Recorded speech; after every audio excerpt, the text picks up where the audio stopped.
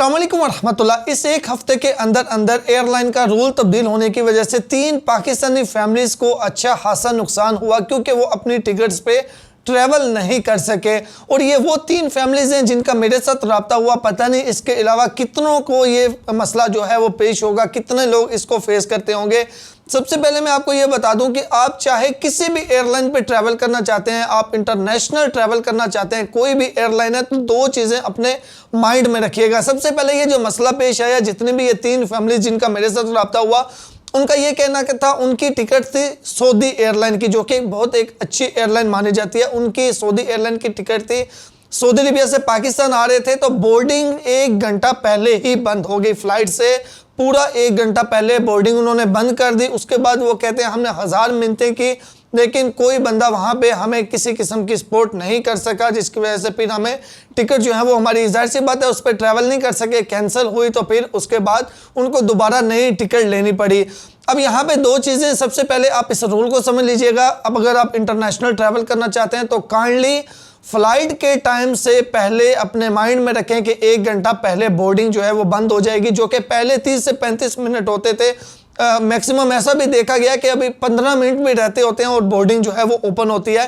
लेकिन अभी 1 घंटा जो है, यानी कि आपने जिस दिन आपकी फ़्लाइट है, फ़्लाइट के टाइम से तकरीबन 4 घंटे पहले कोशिश करें एयरपोर्ट पे पहुंच जाएं। ठीक है, ये माइंड में रखें क्योंकि बोर्डिंग फ़्लाइट से 1 घंटा पहले बंद हो जाएगी, ये चीज़। और दूसरे नंबर पे हम तकरीबन 95% हम लोग क्या करते हैं, हमें एक साइड पे टिकट नज़र आ रही है 1 लाख रुपए की, दूसरी साइड पे हमें 95,000 की नज़र आ रही है, तो हम 5,000 को माइंड में रख के, जाहिर सी बात है हर बंदा जो है वो बचत ही सोचते हैं, तो हम उसको जो है वो सस्ते को ही बुक करेंगे। लेकिन होता क्या है उसमें कि वो पता नहीं कितनी पार्टीज के थ्रू टिकट बुक होती है। फॉर एग्जांपल आप किसी से टिकट बुक करवा रहे हैं, आगे उसने किसी थर्ड पार्टी वेबसाइट का इस्तेमाल किया हुआ है, फिर आगे से वो जाके आगे एयरलाइन से वो टिकट परचेज होती है, तो पता नहीं उसमें कितने मराहल होते हैं।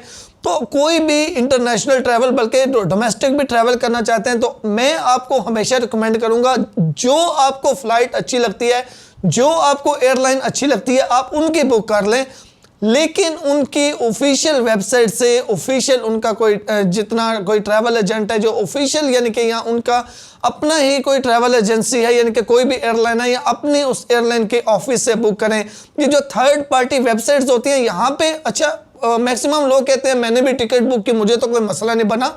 तो अगर फ्लाइट टाइम पे है, अगर आपने एक सस्ती टिकट बुक की हुई या फ्लाइट टाइम पे है, कोई आपको मसला नहीं बना, तो कोई मसला नहीं बनेगा उसमें, आप इजीली जाएंगे।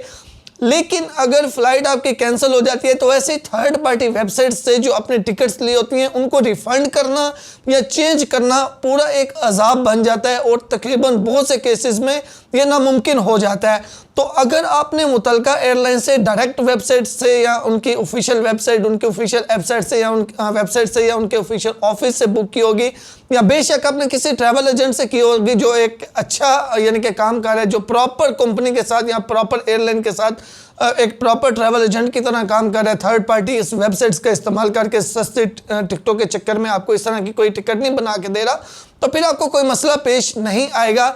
और ये भी आप अपने माइंड में रखें, बहुत से लोगों को ये पता नहीं होता, फ्लाइट चेंज होती है या कैंसिल होती है तो चुप करके वापस घर आ जाते हैं और बाद में आके पूछते हैं कि अब हमने करना क्या है। तो मेहरबानी करें, एयरपोर्ट के ऊपर आप ऑलरेडी गए हुए होते हैं, तकरीबन हर एयरपोर्ट के ऊपर मुतलका एयरलाइन का ऑफिस लाजमी होता है।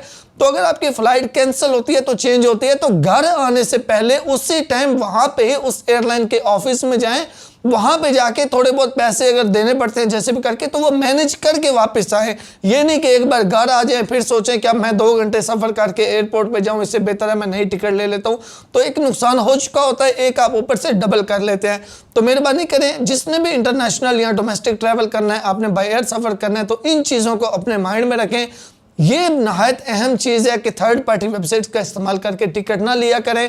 ऑफिशियल एयरलाइन की अपनी वेबसाइट से या उनकी अपनी एप्लीकेशन से, अपने ऑफिस से या ट्रस्टेड जो एजेंट है उससे ही बुक करवाया करें, जो कि इस चीज़ की रिस्पॉन्सिबिलिटी ले कि अगर फ़्लाइट कैंसिल होती है या चेंज होती है तो वो आपको उसको मैनेज करके देगा।